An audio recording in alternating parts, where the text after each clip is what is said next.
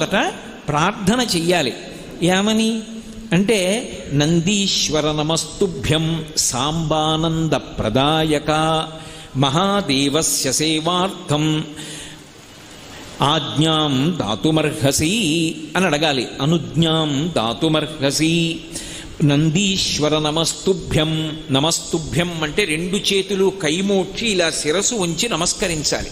నమస్కరించి, ఓ నందీశ్వర నీకు నమస్కరిస్తున్నాను. ఎవరు నువ్వు? సాంబానంద ప్రదాయక. సా అంబ ఆనంద ప్రదాయక.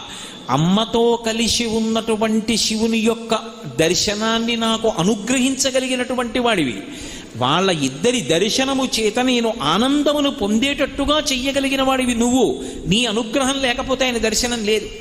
కాబట్టి సాంబానంద ప్రదాయక మహాదేవస్య సేవార్థం. నేను మహాదేవుని